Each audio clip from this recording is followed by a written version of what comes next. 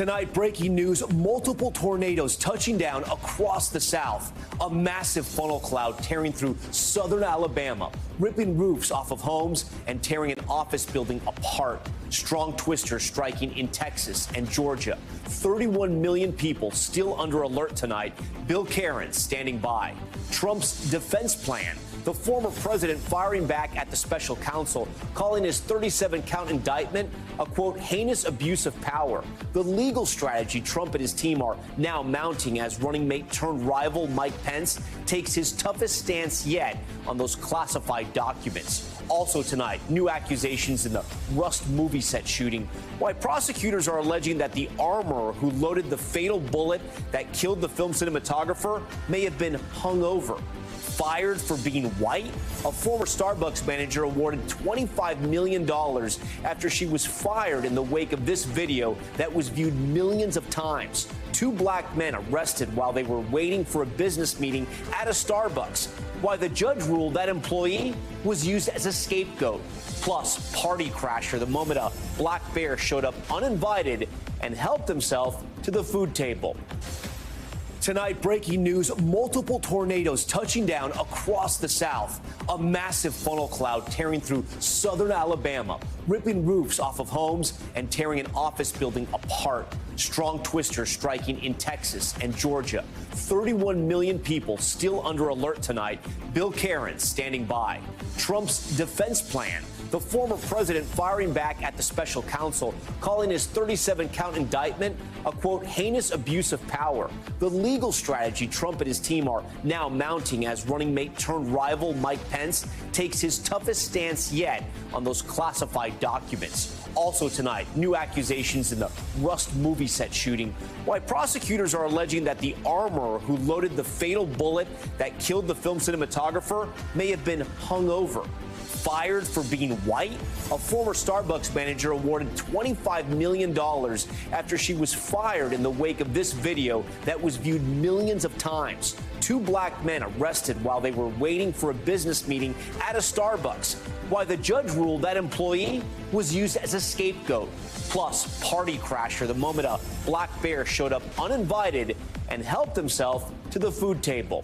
And Patria y Vida. Tonight, the story behind the song that defined an uprising in Cuba. Our interview with the artists who inspired a movement and are now taking that spirit to the big screen. Top Story starts right now.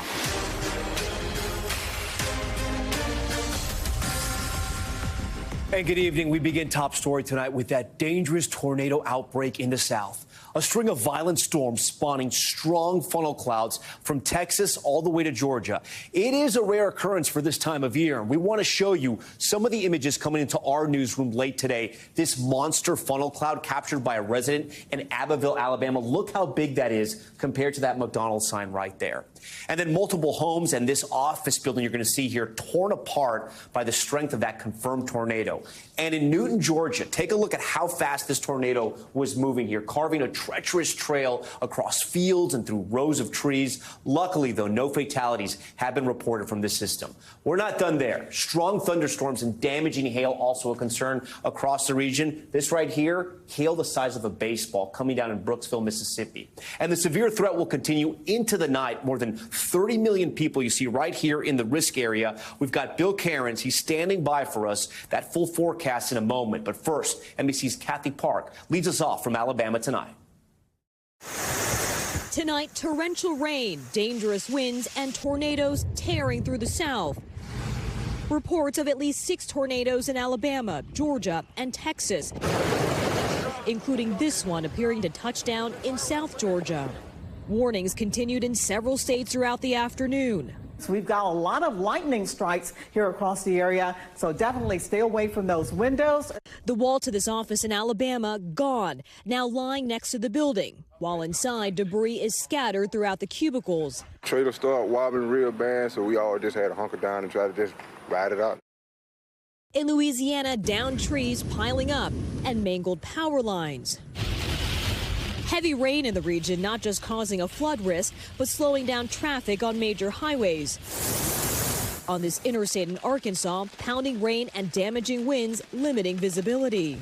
Tens of millions at risk for severe weather tonight, from Texas to Florida. The damage already done in Alabama as a fast-moving storms knock down trees. Hail a concern in many states, already coming down in Mississippi. All right, and with that, Kathy Park joins us tonight from Warrior, Alabama, a suburb of Birmingham. Kathy, we can see some of that damage there just behind you. Talk to us and show us what you're seeing tonight. Tom, good evening. So according to neighbors here, this massive oak tree behind me actually split during the height of the storm, which was late this afternoon. You can see, Tom, how close these large limbs are hanging by these power lines. Fortunately, we're told the power remains on at this hour. But keep in mind, this is damage from round one of storms. We are bracing for another round of severe weather, the potential for more tornadoes, flash flooding, all a possibility, Tom. And then do we know anything about injuries at this hour, Kathy? That information is still coming in. As of right now, we are learning of at least one injury in Utah, Alabama, which is about an hour and a half southwest of where we are right now. And according to authorities, strong storms roared through that community and destroyed a home there. One woman was injured. 3 people were home at the time. 2 were able to actually escape, and they're doing okay. But right now, we are told that the woman is hospitalized. But, Tom, the big headline, of course, is the cleanup in Utah, Alabama, and beyond. We're dealing with large limbs that are on the ground as well as down power lines. Tom? Yeah, and it's just getting started. All right, Kathy, thank you for that. The South is bracing for more severe weather overnight, so let's get right over to Bill Cairns. Bill, your board is lighting up there like crazy. Explain to our viewers what we're looking at there. Yeah, we're 3/4 of the way through our severe weather outbreak, and this is what's happened so far. So the tornado reports are shown by this red icon. Those have mostly been here on the border of Alabama and through southern Georgia. All of the blue icons is where we've had wind damage reports, which is what I feared the most going into today, was the chance of at least a hurricane force gusts up to 80 miles per hour. We haven't had a lot of reports of that so far, so that's good. And then the large hail reports here are also shown with all these white icons. And we had a 5-inch hailstone. We showed you the picture earlier in the show. That may have tied the Mississippi state record going back to 1962 for the largest hailstone ever in the state. So some pretty rare territory. So we have numerous watches that are up from Dallas all the way to Savannah. A couple tornado watches. These are all severe thunderstorm watches where we're worried more in Dallas all the way back through Little Rock and Jackson, Montgomery. That's a wind damage and hail threat. Isolated tornadoes are still possible in southern Georgia. Let's see if we have any current warnings. Looks like just one tornado warning left here. That's south of Douglas. And you notice this icon here. This storm did produce a tornado about a half hour ago. So we'll continue to watch it there. And a lot of heavy rain. Albany, Georgia has been in and out of tornado warnings. Now they're under flash flood warnings. It's just a mess in southern Georgia. So this is the area at risk as we went into today. Now we're seeing these storms shrinking to the south here around Mobile, Tallahassee, damaging winds. And then tomorrow we'll have isolated strong storms again on the Gulf Coast. And then we're going to head back out in the Central Plains. A very active weather pattern as we head into the middle of June. We'll stay on top of it throughout the broadcast. All right, Bill, we thank you for that. Want to head now to the latest on the historic indictment of former President Donald Trump. Attorney General Merrick Garland speaking out today, one day after the former president pleaded not guilty to 37 federal counts. This as Trump doubles down on his defense and announces new fundraising numbers following his indictment. NBC's Garrett Haake has more. Tonight, Attorney General Merrick Garland defending Special Counsel Jack Smith, the prosecutor Garland appointed who brought the 37-count federal indictment against former President Trump. When I appointed Mr. Smith, I did so because it underscores the Justice Department's commitment to both independence and accountability. The AG responding to Mr. Trump's growing drumbeat of accusations, including at a rally with supporters last night. Mr. Trump arguing he's only being charged because he's the Republican frontrunner against President Biden. Today we witness the most evil and heinous abuse of power in the history of our country. Never before have the two standards of justice in our country been more starkly revealed. Tonight, a source close to former President Trump describing the mood around him and his senior staff as calm and upbeat and satisfied they successfully stage-managed yesterday's unprecedented arraignment. Another source who's not part of the legal team telling NBC News Mr. Trump knows he's entering a period of long and uncertain legal battles and that his defense will likely focus in part on his belief that he was allowed to keep the documents. Whatever documents the president decides to take with him, he has the right to do so. but the special counsel alleging Mr. Trump illegally held on to classified documents and then obstructed investigators when they tried to retrieve them, saying they found boxes, some of which contained classified documents, in Mar-a-Lago's storage rooms, a ballroom, and a bathroom. At yesterday's arraignment, Mr. Trump pleading not guilty. And while the Republican frontrunner is energizing supporters, including at that pre-planned pep rally at a Miami Cuban restaurant following his court appearance, tonight Mr. Trump facing new criticism from his former running mate turned rival.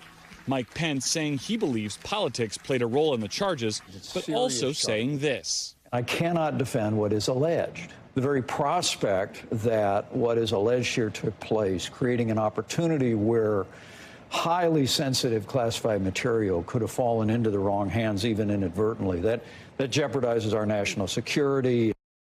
Garrett joins us tonight from Bedminster, New Jersey. Garrett, there's a new presidential poll out today from Quinnipiac. Tell our viewers when it was conducted and what did we learn? Well, this poll was conducted just over the last week or so, Tom, and what it shows us is that the news of this indictment has not made a significant dent in Donald Trump's support, certainly not in a Republican primary, where he still holds a commanding lead over Ron DeSantis, his closest competitor, and then a host of other candidates in the low single digits. It also shows basically a coin flip race between Trump and President Biden, with the president picking up a little bit of ground over Donald Trump, but within the margin of error. If you are a Republican waiting for indictment news or legal problems to take down Donald Trump, this is not a good poll for you. Again, the former president still the commanding frontrunner in the race in front of him right now, the Republican primary. And we saw how the former president turned some of the post-indictment hearing into a campaign stop. I know you have some new numbers and some new reporting from the Trump campaign on how much money they've actually raised since this latest indictment. Yeah, this was interesting, Tom. The campaign announced they'd raised more than $6 million since the latest indictment. That is, on its face, a big number. But compared to the first indictment in New York back in April, it's only about half. After that indictment, the campaign said they raised $12 million. And in that case, all the money basically came from online donations, small dollar donors, folks who opened up their wallet on their own accord to kind of lean into this moment. In this case, Donald Trump had a big pre-planned fundraiser here in Bedminster last night that was accountable for about $2 million of the $6 million total. So what does that mean? Perhaps there's less enthusiasm between throwing money into Donald Trump's legal fights with prosecutors. It might take some more time to kind of parse out the overall financial picture of this campaign. But the ability to gin up outrage around the charges against Donald Trump and convert that outrage into campaign cash seems to have been limited to a fairly significant degree here. Okay, Garrett Haake for us from the campaign trail and the Trump beat tonight.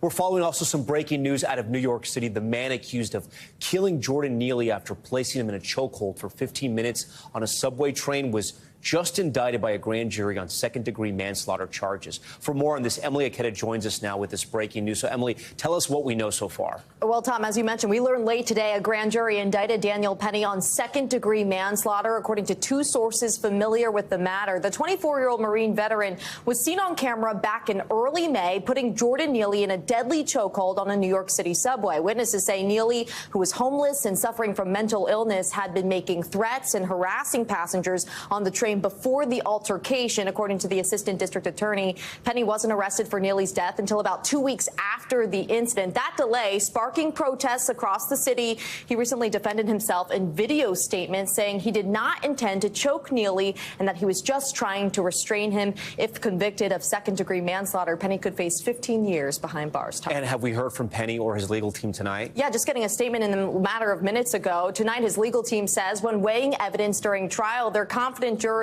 will find Penny's actions on the train were justified. The Manhattan DA declining to comment at this hour. Okay, Emily Aketa, great to have you on set here. We appreciate it. Next to new allegations in the Rush shooting, prosecutors alleging the weapons expert on set was likely hung over when she put a live bullet into a gun that was discharged by Alec Baldwin, killing cinematographer Helena Hutchins. Prosecutors saying witnesses are willing to testify that Hannah Gutierrez-Reed was, quote, drinking heavily and smoking marijuana in the evening during filming. Aaron McLaughlin joins us now from L.A. This is pretty explosive, Aaron. What more do we know about these new allegations? Yeah, as you say, Tom, the prosecutors alleging a number of things specifically relating to her drug and alcohol use. I have a copy of some of what prosecutors had to say in these court documents that were filed last week, saying it is likely the defendant Gutierrez was hung over when she inserted a live bullet into a gun that she knew was going to be used at some point by an actor. The crime of involuntary manslaughter was designed specifically for this type of circumstance. In these court documents, prosecutors also drawing attention to her behavior immediately following the shooting, saying that following the shooting, she walked off with the gun, unloaded it, handing the bullets to at least one witness, and then walked off for a, quote, considerable amount of time.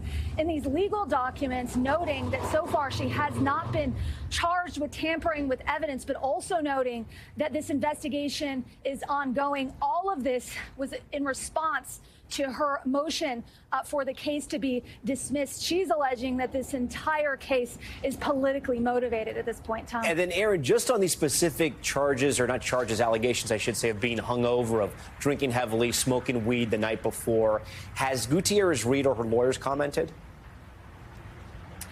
Yeah, her lawyers put out a scathing statement today, building on their allegation that this is a politically motivated case. I have a copy of what her lawyers had to say, saying the prosecution has so mishandled this case and the case is so weak that they are now resorting to character assassination tactics to further taint the press and jury pool. It's worth noting that the hearing to determine whether or not this case will be dismissed against the arrest armorer will be is expected to be decided end of August. Okay, Tom. Aaron McLaughlin here on Top Story with a lot of new reporting. Aaron, we appreciate that. For more on this development and what legal trouble Gutierrez Reed could face next, I'm joined by a friend of Top Story, legal analyst Angela Senadella, also known as the lawyer Angela on TikTok, with more than 1 million followers. So, Angela, this is another strange legal turn in this case. How do you interpret these allegations?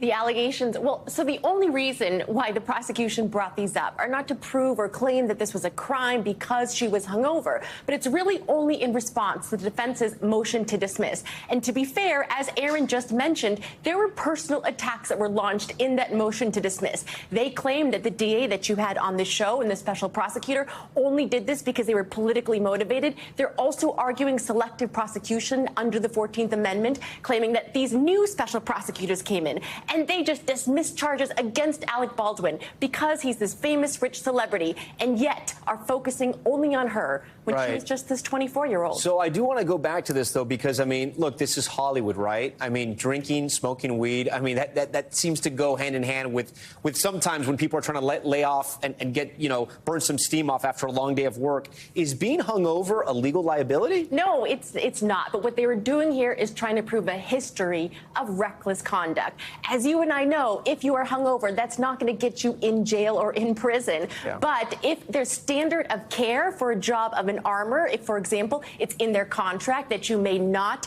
inhibit or that you may not intake weed or alcohol while on the job at all or on the set during a certain amount of time, that could be possible. Even if she was drinking heavily and smoking weed, how can they prove that she was hungover? Yes, that's really it. They can't. They're bringing up this now just in order to claim that she's a threat to the community, but there's no evidence they're bringing to back this up. It's unclear whether or not they'll actually pull this through if there is a trial in front of a jury, because, as you said, that could be easily disputed. You've been following this case pretty closely for us. We saw what happened with Alec Baldwin in this case. What do you think's happening here? Is this case falling apart? I think the case against her remains pretty strong. And as I've always said, I want to see what Dave Halls is going to say. So he's been forgotten in the press because he pled no contest to unsafe handling of a weapon pretty early on. But he was the person who turned because he was a cooperating witness. Right. And he claims that he has information that is relevant to this entire trial. What about the things that Aaron was reporting there, what she did after with the gun and how that would tie into her?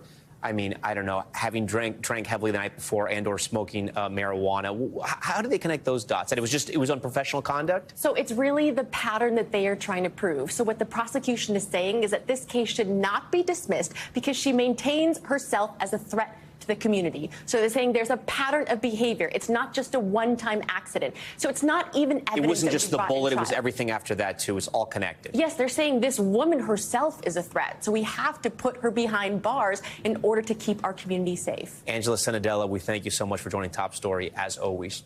Okay, we now turn to another big lawsuit here. Starbucks losing a massive lawsuit to a former employee who says she was fired because she's white. A jury awarding the former regional manager more than $25 million after that infamous 2018 incident where two black men were arrested while waiting for a business meeting at one of the stores she oversaw. Stephen Romo has more on why she says she was used as a scapegoat. Tonight, the Starbucks regional manager fired after this moment, which ignited a national uproar and forced the coffee giant into a racial reckoning. Now that former employee winning more than $25 million in damages after suing the coffee giant for violating her civil rights in her termination. It all started in April 2018 when these two men, Rashawn Nelson and Dante Robinson, walked into a Starbucks in Philadelphia where they had a meeting. One of them was refused access to the bathroom without making a purchase, and they were asked to leave. When they refused, Someone told me they did. They didn't do anything. I saw the entire thing. a staff member called the police, who arrested both Robinson and Nelson. Because you see us, we are here. The incident, a stain on the massive coffee retailer, sparking protests and national outrage. It ultimately prompted Starbucks CEO Kevin Johnson to release a video statement, taking accountability for the incident and promising to do better. What happened and the way that incident escalated and the outcome was nothing but reprehensible. And I'm sorry. Starbucks taking drastic action. Today, the company announced that all of its 8,000 U.S. stores will close the afternoon of May 29th. Employees will go through racial bias training. And changing its bathroom policy so anyone could use them. The company eventually settling with Nelson and Robinson for an undisclosed amount of money and providing them with a free college education. The two also settled with the city of Philadelphia for a symbolic $1 each, with Philly's promise to invest in a youth entrepreneurship program. I'm thrilled that they just did it for a dollar with the city. It showed a lot of class on their part. But the drip of the fallout continued. The next year, Starbucks was in hot water again, hit with a lawsuit from the regional manager who oversaw that store in approximately 100 other locations. Shannon Phillips, who is white, claims she was fired after the incident because of her race. In the lawsuit, she says she was not involved in the arrests in any way and that Starbucks did not take any action against the black district manager who oversaw that store and had promoted the person who was responsible for making the call to police. On Monday, a federal jury in New Jersey sided with Phillips, awarding her $25.6 million in damages. What was ultimately determined by the jury was they kind of went after people that were not involved with that situation at all, making those decisions based on appearance and the race of the people that they disciplined, who were associated with the Philadelphia store, but not with the events that occurred. Starbucks fought the lawsuit in court, saying Phillips was not fired because of her race, but for failing to lead, according to court filings. But the company has not commented publicly since the verdict and has not responded to our request for comment. In a statement, Phillips' lawyer said Starbucks was looking for a scapegoat and that Phillips will now be pushing for more back pay from Starbucks to be decided by the judge. All right, asking for even more money. Stephen Romo joins us now in studio. So, Stephen, what was the biggest piece of evidence in this case that bolstered the manager's argument? Well, the legal expert we talked to really highlighted one piece of evidence in that lawsuit. The company allegedly punishing people who weren't involved in the actual incident because they were white. Now, before she was fired, Phillips claimed she was told to suspend a white district manager who oversaw stores in Philadelphia, but not the one where this actually happened. And one other note about this, Tom, the lawyer we spoke to said he doesn't actually think that she'll get $25 million because that's actually above what the law allows. Still, a big deal that this jury chose in her favor. We'll have to see what comes of this. All right, Stephen Romo for us. Stephen, we appreciate that. We turn now to the economy, where the Federal Reserve made a big move today by not moving interest rates. You can see it here, the Fed raising interest rates every meeting over the last 15 months, all in an effort to cool inflation. Those new inflation numbers over the last 2 days looking a bit better. The consumer price index up 4% in May over last year, way down from the highs. And this morning we found out the producers price index that measures the wholesale prices that producers are paying was up only 1.1% from last year, much lower than expected, meaning potentially some relief for consumers down the line. But Fed Chair Jerome Powell saying we're not in the clear quite yet. And you probably all know that if you've bought anything over the past few months. For more on what this move means and what it means for consumers, I want to bring in NBC's Tom Costello. So, Tom, despite the pause, right, Fed Chair Jerome Powell said they expect to hike rates 2 more times this year. Why pause today if they expect to keep hiking? Well, they want to see whether what's in the rearview mirror. In other words, we know that inflation tamed in May. What's it going to be like in June? Is inflation truly coming down, and is it going to pick up the clip? In other words, come down faster? They want to hit the pause button because they've had 10 rate hikes, of course, since March of last year. And they've now raised that key interest rate by a full 5 percentage points. They also have had to deal with some bank failures. So all of that combined may also help to slow the economy even more. They just want to see what's going to happen in the next 30 days. But all eyes really do. First of all eyes are on the Fed, and most analysts do expect another rate hike coming as soon as next month. And, Tom, let's take a listen to a little of what Powell said today. The conditions that we need to see in place to get inflation down are coming into place, and that would be growth meaningfully below trend. It would be a labor market that's loosening. It would be goods pipelines getting healthier and healthier and that kind of thing. The things are in place that we need to see, but the process of that actually working on inflation is going to take some time. You know, Tom, it's really interesting because I remember a year ago we were having these conversations where we're talking about the R word, the recession, right? And so I want to ask you, I mean, is one of the reasons why, and you laid it out why they didn't raise rates, but is one of the reasons why they're sort of watching this closely because they don't want to sort of throw the economy into a recession? Yes. There's also a school of thought out there that well, first of all, this economy is a head scratcher. I mean, the most experienced Fed watchers say never before has this country experienced an economy like this. We have stubbornly high inflation, better than a year ago, but stubbornly high. Unemployment very low. The economy is improving. And yet, we still have very strong labor gains. In other words, people have jobs. So they are trying to walk this tightrope, right? They want to see if they can slow the economy without getting it into a recession. However, there's now a school of thought, maybe, just maybe, we can avoid a recession. That's another reason for the pause. So markets immediately responded to this negatively today, but then bounced back. It was a bit of a roller coaster. What was that about, and how should everyday Americans be viewing the movement today?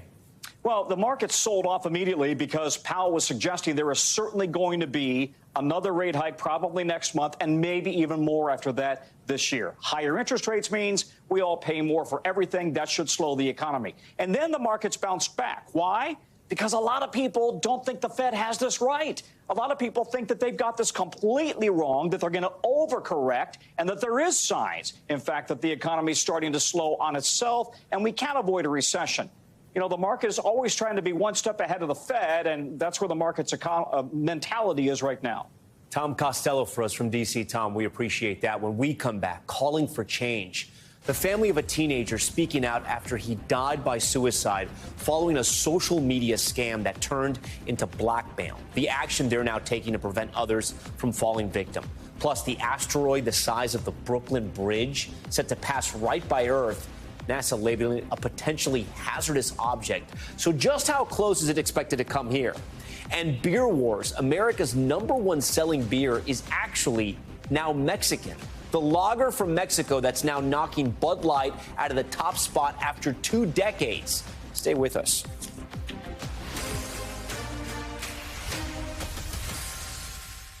Okay, we're back now with a heartbreaking story. The parents of a high school student who died by suicide last year are speaking out for the first time. Their son falling victim to online sextortion. They're now hoping to create change to help save the lives of others that might be in danger online. NBC's Valerie Castro reports. We do want to warn you that a lot of the details in the story may be disturbing to viewers.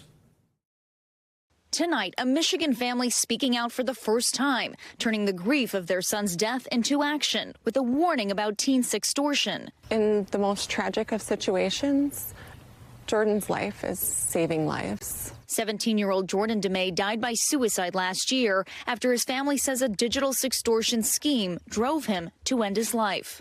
There was 3 Nigerian men that conspired from across the planet and came into my house in the middle of the night while I was sleeping and murdered my son. The U.S. District Attorney indicting 3 Nigerian men accused of using a hacked social media account and a female persona to encourage DeMay to send a sexually explicit photo, then blackmailing him, according to the indictment. When sextortion occurs online, the perpetrator often pretends to be someone else and then persuades the victim to send compromising photos or perhaps engage in compromising conversation. The indictment outlining the text messages, the suspects using the name Danny Roberts, writing, "I have screenshot all your followers and tags, can send this nudes to everyone, and also send your nudes to your family and friends until it goes viral. All you've to do is to cooperate with me and I won't expose you. Are you gonna cooperate with me? Just pay me right now and I won't expose you." DeMay asks, how much? The suspects, $1,000. DeMay sending $300, not enough to satisfy his tormentors, according to the indictment. They add, "Goodbye, enjoy your miserable life." DeMay replying, "I'm killing myself right now because of you." The suspects, "Good, do that fast or I'll make you do it, I swear to God."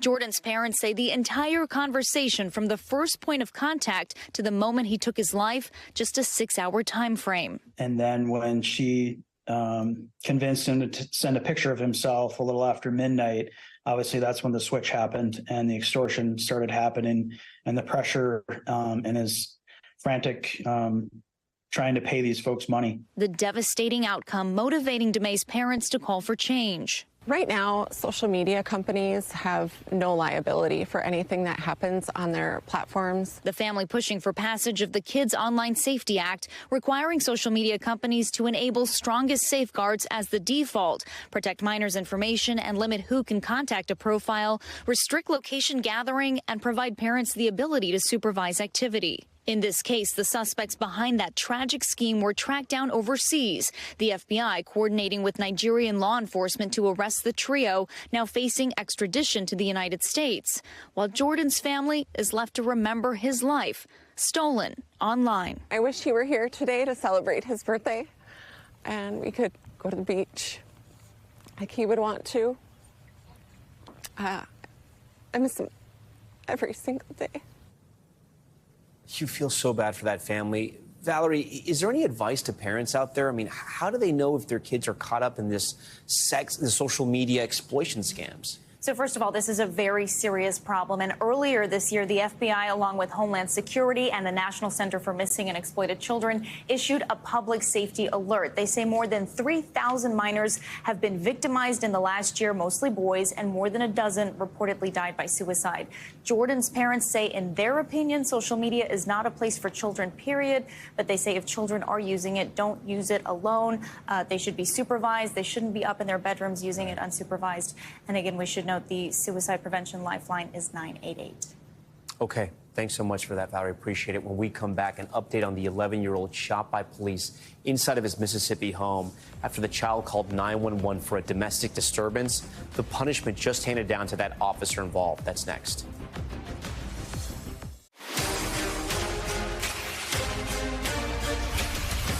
Okay, we are back now with Top Stories news feed and the latest on a horrific shooting in Mississippi last month. You may remember a Mississippi police officer shot an 11-year-old boy in the child's home. That officer has been suspended without pay. The officer was responding to a call about a domestic disturbance when he shot Adrian Murray in the chest. Murray was taken to the hospital with several injuries, but is now recovering at home. So far, no charges have been filed. An asteroid the size of the Brooklyn Bridge is expected to pass by Earth on Thursday. The asteroid is predicted to come within 2.5 million miles of Earth, close enough for NASA to label it as a, quote, potentially hazardous object. However, experts say there is no risk of it colliding with our planet. And Bud Light has been dethroned as America's top-selling beer after 2 decades. For the month ending June 3rd, Mexican lager Modelo made up 8.4% of U.S. retail beer sales, while Bud Light fell to second place at 7.3%. Bud Light sales have dipped in recent weeks following boycotts over the brand's decision to send one commemorative can to a transgender influencer. Okay, we want to turn out to that harrowing rescue of 4 children we've been covering here on Top Story. They were lost deep in the Amazon. NBC News has obtained new information on the plane crash that stranded them there and how they managed to survive impact. Kelly Kobiea has the latest. It's been called a miracle. 4 siblings between the ages of 1 and 13 found alive after 40 days alone in the Amazon jungle, surviving a plane crash that killed their mother and 2 others. I always had faith, their father said. A preliminary report issued by Colombian authorities and obtained by NBC News says the single-engine Cessna they were in was airworthy. But it says the pilot radioed a mayday twice because of engine trouble, 35 minutes into the flight, and again 26 minutes later, calling, "Mayday, mayday, mayday, the engine is failing again, going to look for a river." The report, written before the children were found, says the aircraft crashed nose first into the jungle floor. These photos showing where investigators believe the children were sitting, in the back, avoiding the worst of the impact. But the report says they only presumed the youngest sibling, now 1 year old, may have been seated with her mother. The family says their mother died at the scene 4 days later. That report also noting the Cessna was involved in an earlier crash in 2021 due to loss of engine power, but was repaired and in the air again this past March. Incredibly, rescuers say the children had no serious injuries from the plane crash. Tonight, the siblings are still hospitalized and slowly getting stronger. Kelly Kobiea, NBC News. Coming up, mass evacuations. A powerful cyclone set to slam into parts of Pakistan and India. The last-minute push to get residents out of coastal areas. And party crash. What happened when this bear, that's right, a wild bear, joined the buffet line at a party in Mexico? That's next. Back now with the war in Ukraine. Neighboring country Belarus says it has started taking delivery of Russian nuclear weapons. This deployment, the first of its kind since the end of the Cold War. The move comes as Ukraine seeks to step up its counteroffensive, which we've been telling you about, and also now using American-made fighting vehicles in combat. Raf Sanchez with a unique up-close look at this. Tonight, as Ukraine's counteroffensive in the east grinds forward, Russia raising the nuclear stakes and moving tactical nuclear warheads to its neighbor and ally, Belarus. That's according to the country's president, Alexander Lukashenko, who says the weapons are 3 times more powerful than the bombs dropped on Hiroshima and Nagasaki. No official confirmation from the Kremlin, which previously said the weapons would be moved later this summer, in what would be the first time Russia has deployed nuclear weapons beyond its borders since the collapse of the Soviet Union. This is yet another example of making irresponsible and provocative choices. And in Odessa, families jolted from sleep this morning by Russian missile strikes. At least 3 civilians killed, Ukraine says, and 3 more in shelling in the eastern region of Donetsk. Hanging over the counteroffensive, a major question. How effectively is Ukraine using the Western weapons supplied by the U.S. and NATO allies? To get answers, NBC News analyzed video from both the Russian and Ukrainian militaries, showing different angles of a single battle. It's early Thursday, June 8, in the southeastern region of Zaporizhzhia, and a fierce firefight is underway. Analysts say this appears to be the first time Ukraine has deployed American-made Bradley fighting vehicles in combat. This one appears to hit a landmine, damaging the treads and immobilizing the vehicle. But the Bradley's design shields the crew from the worst of the blast. They deploy smoke canisters to hide their movements. And when the smoke is thick enough, they make a break for it. Here's that disabled vehicle in Russian drone footage. We match the layout of these wrecks in both of the videos. The battle ends with several Bradleys lost, along with German-made Leopard tanks. Russian losses unclear. Retired U.S. Army General Stephen Twitty commanded Bradley units in Iraq and helped us gauge their effectiveness here. What's your assessment of how effectively the Ukrainians are using this equipment?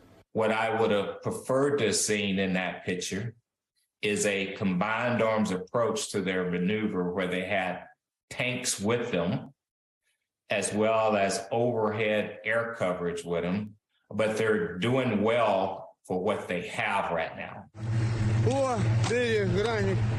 Russian troops later celebrating that disabled Bradley as a trophy of war. But the U.S. this week announcing it's sending 15 new vehicles as part of its latest $300 million aid package, resupplying a critical counteroffensive that's still in early days. And Tom, we spoke to a Ukrainian soldier who was in one of those Bradley fighting vehicles when it was hit. He told us if he had been in one of Ukraine's old Soviet-era infantry fighting vehicles, he and his crew would be dead by now. Tom? Raf Sanchez for us tonight. Raf, thank you. Now to Top Stories Global Watch and the migrant tragedy off the coast of Greece. Officials say an overcrowded fishing vessel carrying migrants from Libya to Italy capsized and sank miles from shore. It's one of the deadliest migrant disasters so far this year, with at least 79 people confirmed dead. But officials say many more are missing, and the death toll is expected to rise. More than 100 people, though, have been rescued. Mass evacuations underway in Pakistan and India ahead of a powerful cyclone. Video shows Pakistan's military using boats to move people out of low-lying areas. The cyclone, which is expected to make landfall on Thursday, is packing wind gusts up to 145 miles per hour and is slated to be the most powerful storm to hit the area since 2021. So far, more than 60,000 people have been evacuated from coastal villages. And a party in northern Mexico getting an unexpected guest. This now viral video shows a bear, a wild bear, crashing a party in San Pedro before heading straight to the buffet. The bear treating himself to food as shocked partygoers, and caterers kept their distance, though the caterers were still there. Luckily, no one was hurt, and the animal eventually saw himself out. And thank you for watching Top Story tonight. I'm Tom Llamas in New York. Stay right there. More news on the way. Thanks for watching our YouTube channel. Follow today's top stories and breaking news by downloading the NBC News app.